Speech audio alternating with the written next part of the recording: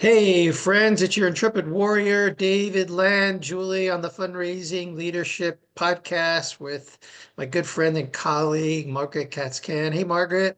Hey, how are ya? Good, good. Hey, Margaret, we have a special guest today. We haven't really had many guests on in a while. And Amy Daughters.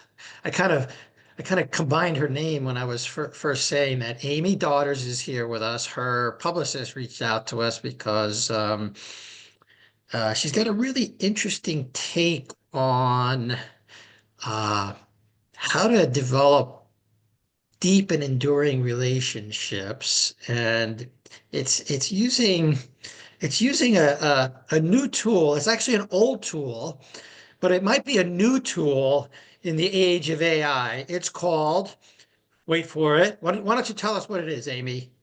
It is letter writing, letter Letter note. writing. Yeah, yeah. Like long, you mean like penmanship? Oh, yeah. Like penmanship, yeah, all of that. Yep. Oh, wow. I'll just share one thing. I had a conversation. We were talking about having conversations and reconnecting with people before we got on the podcast. And I just reconnected with somebody I hadn't spoken with in like 20 years. And she lives out in Wyoming, and she was in my leadership Wyoming class. And she's like 80 years old now. She was on the city council in Casper and lives up in Jackson. But she's a letter writer. She has like four children and multiple grandchildren. And she's telling me how like she writes letters, like handwritten letters, which we're going to talk about, to some of her grandchildren. And then she spoke to one of her child, whose child this is, and said, "Well, I never heard anything back from my grandbaby. What, like, did she get the letter?" And her daughter said, "Oh yeah, she got the letter, but she couldn't read it because she can't read cursive." I was like, Unbelievable. I was like, Yeah. I heard a similar story on a podcast I did yesterday, and the mother actually had to transpose the grandmother had written some on a birthday card, and she had to transpose that part of the birthday card almost like she was translating it so she could the granddaughter could get the message. Yeah. It's fascinating though that that's what we've come to. I it will say, is. when But my kids were young, they did know how to read handwriting, but the first time that I asked them to write thank you notes, and as a former frontline fundraiser, I'm a big fan of the handwritten thank you note. They wrote the notes as requested to grandparents or whatever, and then they didn't know where to put the stamp on the envelope. Oh, absolutely. But now they do. Absolutely. They're good now. But yeah, it's a dying art, but it shouldn't be, right? And I think that's what we wanted to hear about. Amy, yeah, you've been dedicated to this topic. Yeah, and yeah. I Let me before we go there, let me give Amy a more formal A introduction. proper A introduction. proper, even though this is, maybe we should call this the improper podcast. Every Got it. podcast, I'm coming up with a different name for a podcast, Margaret. That's true. The You're wanting to improper, rebrand, I can the tell. irreverent, the irreverent podcast. We're going to do a rebrand. But Amy Daughters is a keynote speaker, a letter writer, which we've already talked about, a satirist. Well, I want to hear some satire today in our conversation. A sports journalist. Well, maybe we'll have an opportunity to talk about jujitsu and skiing, because Margaret was a competitive skier for quite a while and still can whip my ass on the mountain for sure. And she's an award-winning author of two books. Dear Dana, The Time I Went Crazy, and wrote all 580 of my Facebook friends a handwritten letter. We want to hear about that and how that went. And You Cannot Mess This Up, a true story that never happened. Oh, I like that. We haven't talked about that, so maybe we could share a little bit about what's going on with that. She is absolutely convinced that when human beings connect individually in a meaningful way, that nothing can separate them. Well, we certainly believe in that. So let's talk about whatever you want to talk about, Amy. Writing letters, connecting with human beings, a little satire. I, Where do you want to yeah. go? Oh yeah, I'll throw the satire in right away. I'll just throw that in intermittently. No, I became the letter writing lady, like the letter writing lady. I run around and talk about letter writing, but I came upon it completely by accident. And as it turns out, we have this incredible tool in our human being toolkit that can be used. And Margaret, you said, being a frontline fundraiser, we have this tool that takes about 15 minutes of time, about 73 cents, and it can actually blow the doors off of any human relationship, whether it's a leader employee relationship, it could be customer facing, it could be donor facing, it can be just in your personal life. But when I first started talking about this, I thought I was going to be an inspirational speaker, which I kind of am because the story is very inspirational. But it turns out this is a tool that's applicable anywhere where there's a relationship that can just absolutely enhance any relationship and drive things like retention and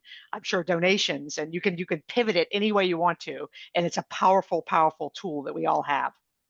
Yeah, Yeah. I I'd love agree. I'd love to sort of queue up. I was very intrigued by the title of your book about writing to all of your Facebook friends, and I am guessing there's a story behind that act and the book, and could you tell us a little bit about that? Yeah, absolutely. And again, I like to say I was minding my own business because I was doing my sports writing and my other stuff. And I innocently got on Facebook one day, just like we all do. And I had a friend that I had worked with at a summer camp with 35 years ago. We hadn't had one any kind of reconnecting point. We hadn't seen each other on social media. There'd been no text, no phone mail. I mean, nothing. We'd just gone. We probably spent 6 weeks together at this camp. And the only thing I really remember is we were both loud and thought we were funny. So there was our connecting point. I'd always remembered her. So one day I'm on Facebook. I type her name in, Dana. There she is. Voila. She pops up. I friend request her because it doesn't mean anything. She accepts my friendship request. And I spend the obligatory, 7 minutes going through her life on her Facebook profile. And I find out right away she's overachieved in children. She has 5 kids, 4 girls, and one son. He's the youngest. His name's Parker. And right away, I find out that he's fighting cancer and he's at the St. Jude Hospital, Children's Hospital in Memphis, Tennessee. So it's serious. So I immediately become engaged in the story as a mom, as a human being, as a person. I was like, this is the worst case scenario, but I was kind of over feeling it. So I watched along. I didn't comment on anything. I didn't like anything. I just watched the story, play out. He went into remission. They went home to somewhere in Louisiana. And then about 10, 12 months later, she begins to post again that the cancer's back and they go back to the hospital. And so I am sitting at my desk one Monday morning after reading all this, and it was like I got hit with a bolt of lightning. I was like, you know what I'm going to do? I'm going to start sending Dana and her son Parker letters, or little cards of notes of encouragement to the Ronald McDonald House in Memphis. And I hadn't written anyone a letter in 25 years, so I didn't come into this thing being, what about letter writing? That's a good idea. But and I knew when I was doing it was a little irrational because who sends strangers notes in the mail? But I couldn't stop myself. So I do this for about 12 months. 12 weeks or so. I write the letters, sending them, not knowing what's going on with. I know what's going on because of Facebook, but I don't know if they're receiving them or what's happening on their end. And then towards the end of that year, Dana's posts, they began to kind of shift in tone, and you could tell that something was really wrong. And then she eventually posted that unthinkably Parker had passed away at only 15 years old, and it had nothing to do with me, completely devastating. But I did sit there and think, well, what am I going to do? Because I felt so like the letter writing thing was the thing. And then I was like, I'm just going to keep writing her because I really felt compelled to do that. So now I go really crazy and like I got to get an address. I had met her husband the year before I'd met her. I knew he's an attorney. So I start sending her letters there. And that makes a lot of sense. That's crazy. And there's different levels of crazy in this story. So I write her for about 4 months. And every week I write her, I'm thinking, this is crazy. This is irrational. I mean, what does it even mean? And then lo and behold, about 4 months into me writing her, I go out to my mailbox and there's a 10-page letter from her. And that kicked off 2 years of us communicating exclusively through the US mail. And it created this unbelievable free space where I didn't know when she was reading what I wrote. She didn't know when I was reading what she wrote. So we didn't have to respond to anything. And we trusted each other, regardless of the fact that we didn't know what each other believed or we didn't know how we voted. We knew nothing about each other except for we cared about each other because we were sharing our entire lives via the US mail. And we would say stuff like, "Oh, I've never told anybody this, but I know I can trust you." And it's absolute craziness. And it was so profound to me that this person, and I was looking at my life from the outside in, and these letters, almost like it was Dear Diary. It was so, it created this entire different reality for me that I hadn't seen. And about 8 months into writing, her and I having this exchange, I was like, if this one random girl from Louisiana can change my life in this way from these letters, what about the other hundreds of people that are on my list? What's up with them? And so then I got the big idea, the big crazy idea. Like, I went bananagrams and I took everyone's name and put it in a box. I bought stationery and I spent 18 of the best months of my life writing 580 handwritten letters to all of my Facebook friends. And now, guys, I can't shut up about letter writing because it is so powerful, and it really does have the potential to actually change, to reconnect, to rekindle relationships, and also to make us forget all the differences that we have, that separate one person from another. And then you went and wrote a book about this whole experience, which was probably another few months of your life. But that sounds quite daunting. So I want to go back, and I might be sound, and I want to keep the audience here. Writing set 580 letters. Like, yeah, hit the tune out button. No, stay here, guys, stay here, because it's just one letter to one person can change a life. One letter to one person can change a life for sure. And I'll just let that sink in. Like, someone someone maybe you're connected to on Facebook and would just really, and is going through something like Amy did, or like someone in my life right now, one of my fraternity brothers who is, he was my roommate sophomore year and his wife just passed away. And I'm going to go see him this weekend. And this is a group of guys who just, if they saw me crying here on the podcast, they would probably, laugh me out of the room. But I really feel for him. And I've written him letters over the years, and his wife as well, because I got very close to her because she was in our room like every weekend for that whole academic year. And I've gotten to know them really well. And she was such a sweet person. And yes, and Michael would always, my friend Michael would always write albeit not a handwritten note, but he wrote like a year-end letter, a Christmas letter to all his friends, which was always very inspiring. So there are different forms of this, but it can be very profound. And there is something about the analog nature of letter writing, handwritten letter writing, that I want to invite Margaret into comment on, and either that or any other direction you want to go in, Margaret, with this. Yeah. Well, I mean, I think I learned something very profound about handwriting. And I know this sounds self-evident, but this way in which our hand and our brain is connected. And I mean, it's sort of a silly story, which is that when I was in 7th grade, we had an open note science test. And one of my friends asked if she could borrow my science notebook the night before because she had missed a few classes and she just wanted to look at my notes and copy my notes. And then she left my notebook home on the day of the test. So there I was at the open notes test with no notes because I had, my good deed had gone punished. But I remembered it all. Because I had written it down by hand, it was right there in my memory, and I did fine on the test. And it's funny, even then I started, and it was a science test. So my science teacher, I think, held me in the space of like, well, what did we learn from loaning out your notebook? But it wasn't the thing she was looking for. It was, wow, something different happened. And I write a lot by hand, not just letters, but I'm an avid journaler, which I know David is also. And I really find sometimes I'll ask myself a question that I don't know the answer to in my brain, but lo and behold, something starts coming out. My pen just starts scribbling across the page. So I do think there is a profound art, science, something, a way that we are connected and that our hands can express wisdom through writing that we may not be aware of in our brains. So I'm a huge fan of writing Mhm. Yeah, letters, journals. Yeah. yeah, I agree with that. I think there's science behind, the whether whatever's released, into your system when you're handwriting. And I, experienced that over and over again. It did change my perspective.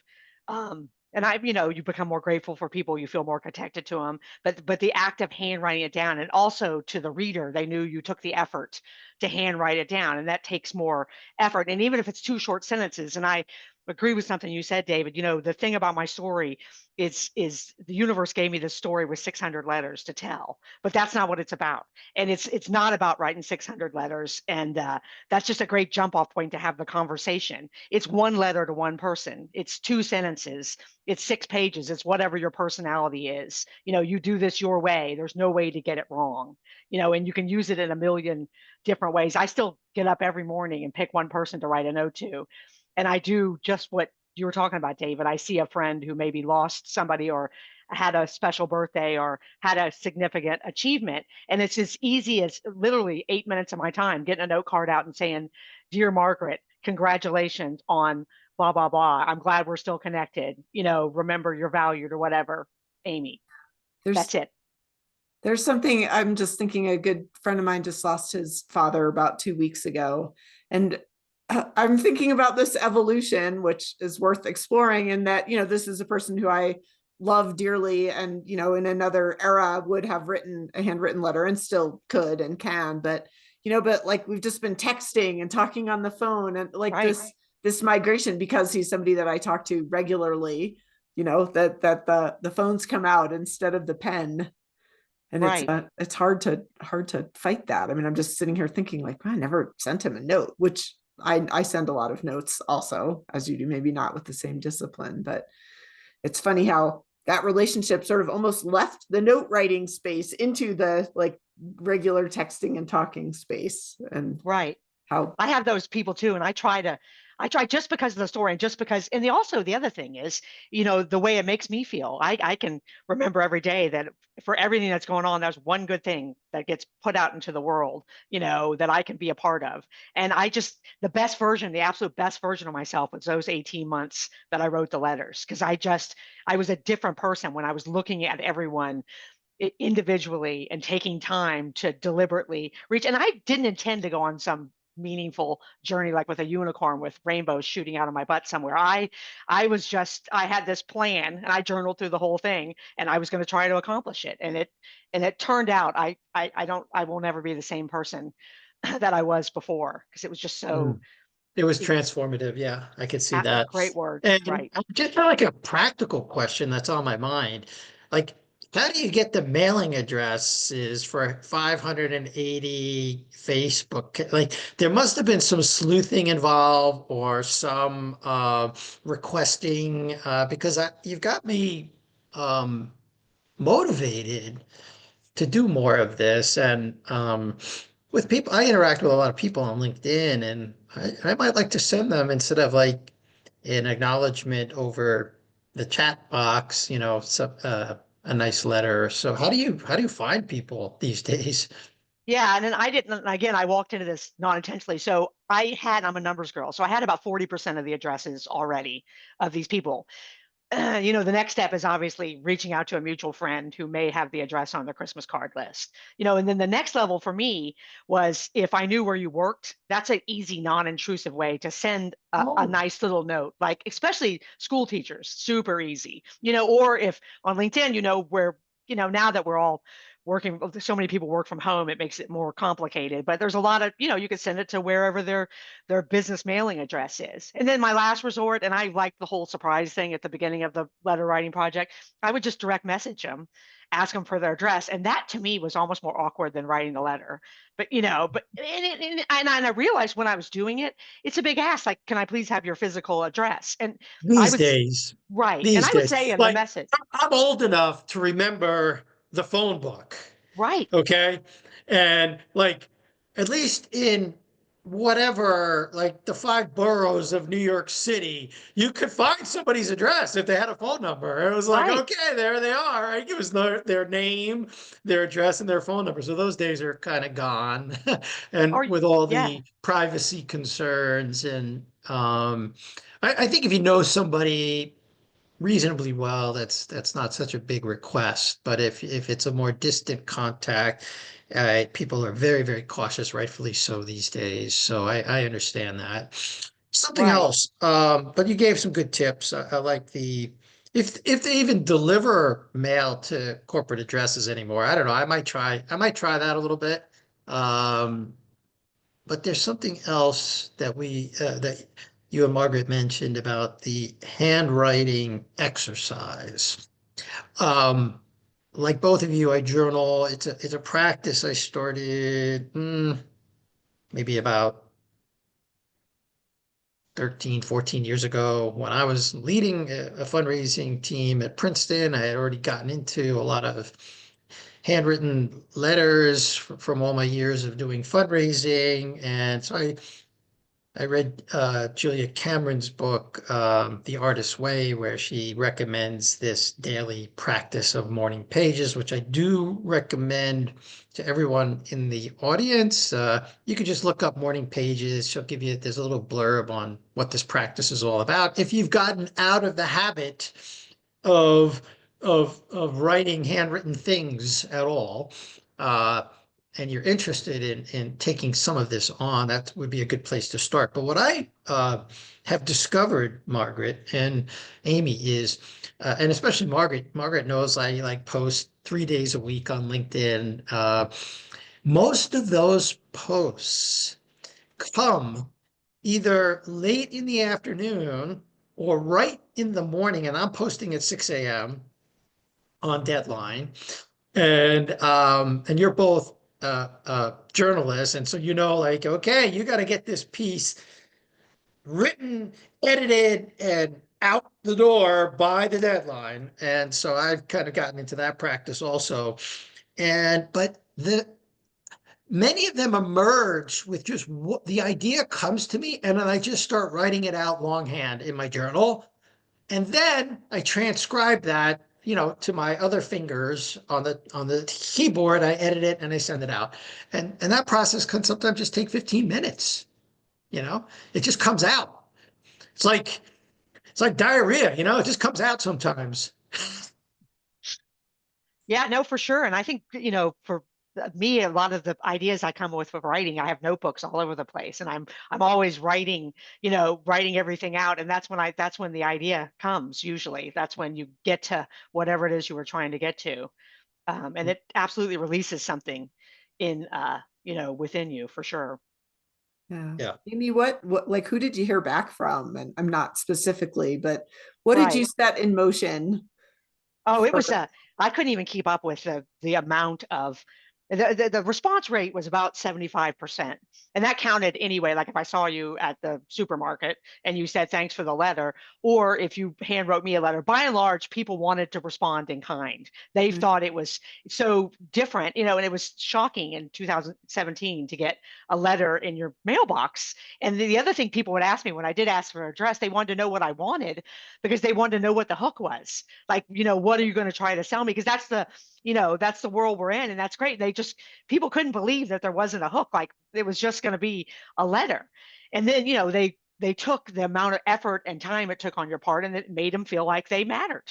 And so then they wanted to respond in kind. And the thing that so about 75% of the people responded, and people told me so many personal things, no matter how long it had been since I'd been with somebody. They felt so individualized and seen and heard that they wanted to tell me, and I was overwhelmed with the responses. And it really got to the point where I kind of, at the beginning of my journal, I wrote what I thought would happen with the letters. And one of the outcomes I did not expect was I felt guilty.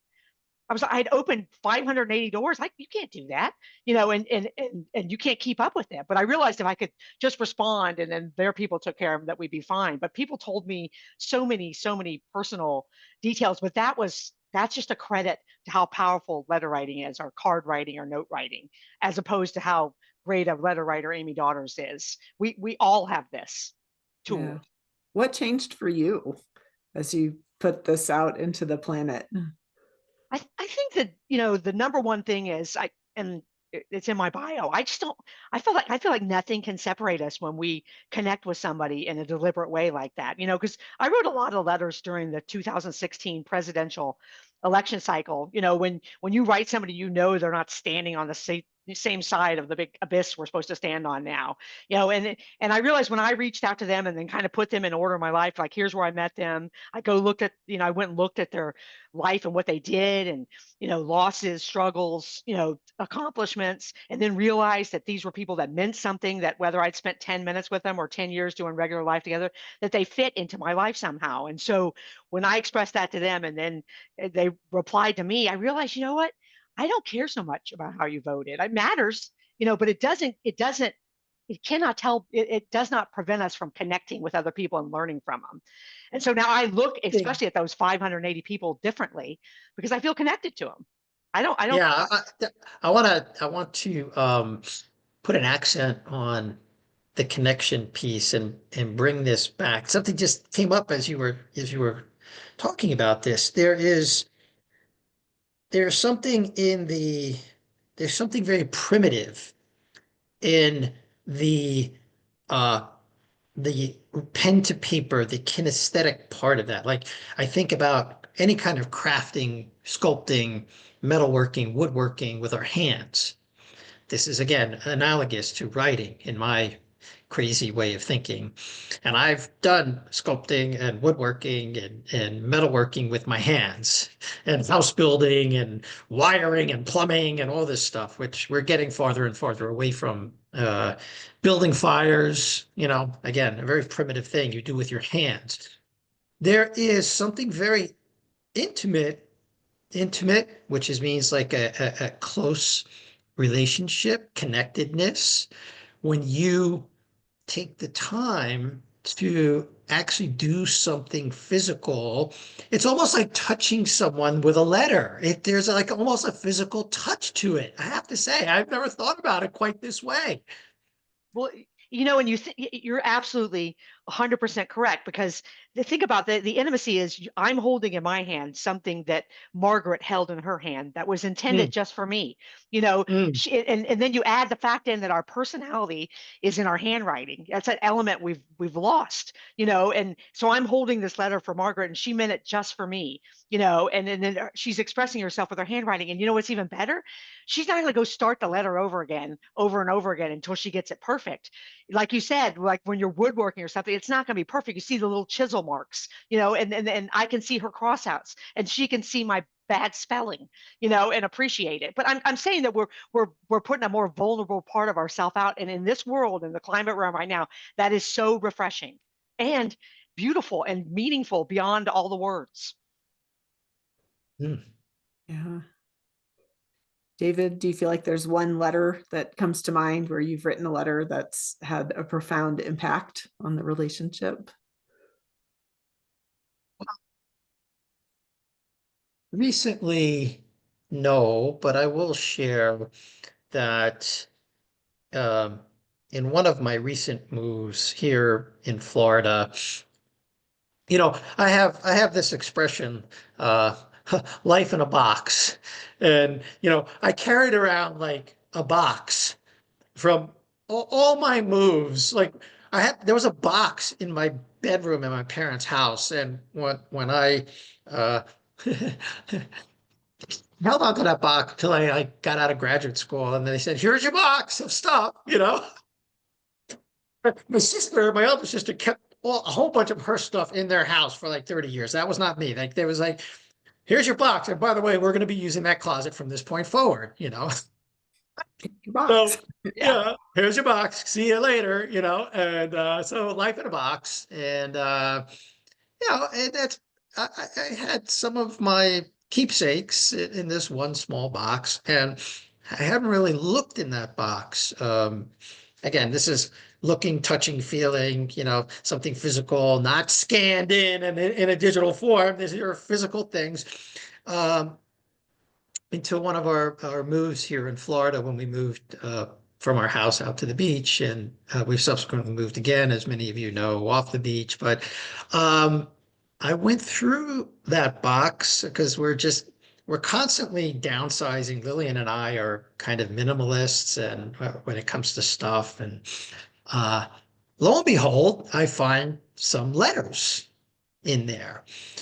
And I was like, oh, wow, these are kind of interesting. And among these letters were letters to and from both of my grandfathers from like 40 years ago. 40 years ago. And I was like, what the hell? I had no recollection of um, communicating. My father's father was an immigrant, and his command of the English language was somewhat limited. My mother's father was not an immigrant, but he was I was not very close to him. I was very close to my paternal grandfather. But here we go. I had letters they wrote me when I was going to school, 600 miles away in Virginia. They wrote me letters and I wrote back to them. And that's the power of this. Some people, including yours truly, uh, had the wherewithal or the luck to hold on to those letters. And I am just amazed, like, at the power of just those few sentences. And it was like just those little pieces of both of them used like the same size. It was like these little pieces of paper that went into like a kind of a tiny little envelope. It's very old school. And then they wrote in script, and I was like, "Oh my God, there they are. There are my grandfathers. There they are for me. They came alive again." Yeah, It's that's it's what in it. their That's yeah, in their voice. You can hear their voice in yeah. those letters. My father's passed away, who I was very close to, and I have his letters. I get them out a lot and read them, and I can hear his voice. And it's like he Mm. wasn't there when I read the letter, but he's like he's there on the other end of the letter. And but we have that power to do that right now, today. We have that power to give someone that gift, a child, a sister, and I guarantee you, people will hold on to that stuff way more than you think they will, because we've all got a letter sitting somewhere in our house that someone gave us, and we have the power to do that today. Mhm.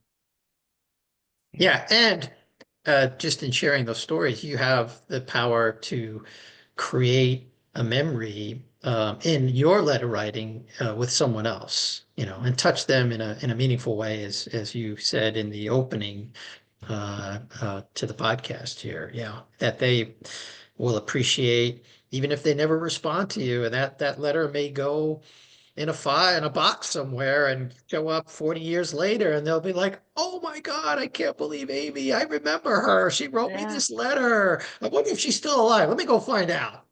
exactly. And I like to think all the time about the 25% of the people who didn't respond. It doesn't mean that that letter didn't mean anything to them. It just means they didn't respond. And I kind of think after the whole experience that some people are hardwired to naturally, they're going to respond because that's their personality. That's just who they are. And the people who respond are not better than the people who didn't respond. And those letters didn't have more impact. They probably all had the same impact. It's just you're not going to hear back from everyone, because a letter's non-intrusive too. You're not asking for anything back. Some people just felt compelled to reply in some way. I'm thinking back Yeah. as a sort of full circle. And it's funny because it was actually the same friend who borrowed my science notes. And, we were friends through junior high and high school, but it was always tricky. Like we always found ourselves in a triangle, like great mean girl, whatever stuff going on, where we often were more in a place of competition than love. And when I got to college, I wrote something like just acknowledging like that in my heart, I loved her, even though I don't think that we were at our best always with each other. And she did write back, and it was super cute because she said, "I picked up your letter on my way to dinner, and I made the mistake of," this can bring tears. David, we're a mess today. I read it sitting at the table in the dining room, which was a huge mistake because I started sobbing. And anyway, we're still friends. Like she just came to visit me in Crested Butte like a month ago. And I don't know how our friendship would have, I mean, both of us contributed. I'm not saying, oh, I take full credit, but there was just something about owning up to, and I couldn't have done that face to face back then. Like it had to be written.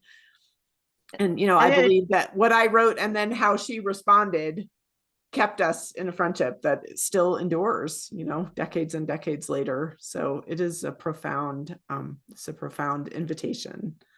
when it does, and you just touched on it, gives you the freedom to say a bunch of stuff that otherwise good or honest that you wouldn't say if you were sitting directly in front of somebody. You've got this vacuum of, I know it's going to be read on the other end. I don't know when, and so it gives you a freedom to say more. And I think the time to sit down and write it and the handwriting goes into that.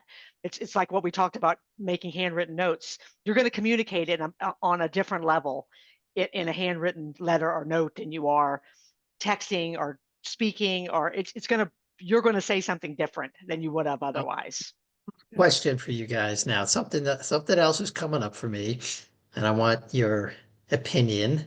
And this might be helpful to the audience because I have an idea behind this. But so I am going to this funeral mass this coming Saturday in service in Raleigh, and some of my friends from college are going to be there, and my fraternity brother, roommate Michael, and I was kind of waffling, and I'm generally not a waffler, as Margaret knows. I'm pretty decisive. Can Uh, concur. yeah, yeah. For good or bad, that's just how I'm wired. But and then maybe I was waffling because of waiting for this moment to ask your advice from you guys. So I was thinking about writing Michael a handwritten note or bring a card. Okay, so now with this conversation, the seesaw has gone on the other direction. I was kind of like, I'm going to get him a card. And then now I'm back to the seesaw has popped over to the other side. Maybe I'm going to write him a note. And I wonder what you guys think about that. And then I'll chime in with something for the audience. Sounds good. Amy, letter I, writing expert. Do you have any thoughts for David? I well, do. I think I'll I, let you go I first. I think absolutely. I think you can do it in the card though. You can get the card and write your thoughts down there, or include an extra piece of paper. That's the Mhm. way I started with Dana. I started with cards, and there's like 10 pieces of paper in them now. But I think you absolutely go with your gut and giving him something handwritten by you, and you write your thoughts down and see where it takes you. And I think it's probably going to be something. It makes me think of Margaret's story, that he's going to have to be careful where he opens it and sits down in the dining hall and opens that letter up. And he'll probably save it. I would think he would, just based on my experience, he'll save it for the rest of his life. And the great thing about a letter is, too, guys, he can open it again. He can go revisit it in 6 months. He can read it in 3 weeks, and it can always be something that he can hang on to. And you expressing, your love and care for him, and his loss of his wife. So I think absolutely 100% do it. Yeah. So I would say concur. Yes. Yes to doing something written. Because he'll be in a bit of a fog, almost certainly. So even if you say heartfelt things, he may Right. not be able to hold on to them or have the chance to revisit them, as Amy is suggesting. If it were me, I would probably do it in a letter, just because the paper just gives me a little bit more freedom. There's something about a card that feels, even if you include an extra piece of paper. And then I don't need to tell you what to write, but I will share that my friend Nancy several years ago got me in the habit of sending little Valentine's Day texts. Should probably do handwriting, but at least doing a text to each of my sons in which I tell them all the things that come to mind that I love about them. And so I think there's space maybe in your letter to think about expressing all of the things. And I know that you had a relationship and cared very deeply about Mm. Michael's wife. And so maybe share with Yeah. him what you adored about her, as well as anything else you want to say. But my kids love getting those texts, because who doesn't want to hear what you loved about them or somebody that they loved too. Well, that's just another great suggestion for the audience, whether you do it by text or handwritten note. Just, you know, what I love about you is, I mean, Margaret and I actually, in our leadership program and in our leadership training, we invite people to say this to colleagues. You know, we might frame it in a different way. What I appreciate about you, Right. if it's a colleague, and you could do that in a letter, by the way, to a dear colleague letter. Yeah. Right. And certainly for children, I love that. And since both of my daughters live hours away, I might just take that up for them. That's beautiful. I love that. So these are some ideas for you, um, and I'm also thinking, like, instead of bringing, like, when you go for a birthday party or you go for a graduation, like, these are opportunities to write letters rather than go get a Hallmark card. Right. That's for the audience. So, but I think we were going to, you had a challenge for the audience, Amy, I think, and maybe along these lines. So we'd love to hear it. Yeah, the challenge is not shocking, but very simple, is to write one. It doesn't have to be a 4-page letter. I mean, you can pull a piece of copy paper out of your printer and write 3 sentences, and like you said, dear child, dear colleague, dear customer, dear donor, dear whoever comes to your mind first. And you let the words flow. Say congratulations, a supportive, what I love about you, what I appreciate you, and I love the things that I love about you. And I just made a note to myself, I'm going to write my children both that letter this week. So thank you for that idea. But my challenge to the audience is get one little note card, get one little sticky note, get one piece of paper, write something down to somebody, and either hand deliver it or mail it to them, and then see what happens next and see how it makes you feel. Because really, the person who walks away the most changed from all of this is the person who takes the time to sit down and write something out to someone else. So there you have it, folks. There's the challenge. And it may be, you know, this takes a little bit of slowing down. It's Margaret and I are, if you listen to the podcast, we're big fans of slowing down. As Stephen Covey, one of my favorite Coveyisms, with people, slow is fast and fast is slow. So when you text, because it's fast, you're actually slowing down the relationship. But when you slow down and write a letter, the relationship gets faster and stronger. So keep that in mind as you butt up against the I don't have any time to do this scarcity consciousness. And if you really want some help with the scarcity consciousness aspects of this, reach out to Margaret and me because we do some work with individuals and leaders around this idea. Like, I don't have time to write a letter. By the way, that's just a bunch of bullshit. So anyway, Amy, um, please do share where the audience can find you. And we're going to put this in the show notes and then we'll bring a close to the podcast.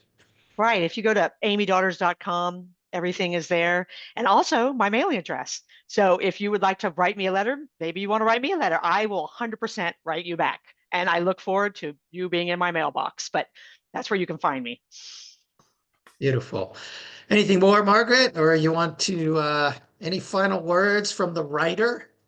Um, Here's like the less we write, the more I realize I lose the tone in my hand for writing, but it comes back and you still know how to write. So that's the thought I want to leave everybody with. No excuses there. All No our hands are excuses. a little stiff these days.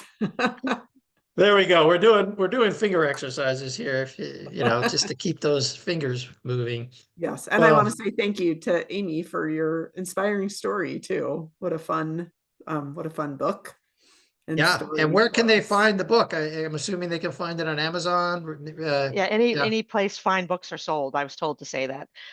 But yeah, anywhere there's a book. But thank you for having me on because, like I said, I went from being someone who didn't care about letter writing. Now I just want to talk about it with everybody, and to have this platform, to be allowed this opportunity, I appreciate it very much. Yeah. Thanks for joining us, Amy. And folks, go put it into practice. All right. We'll see you next time.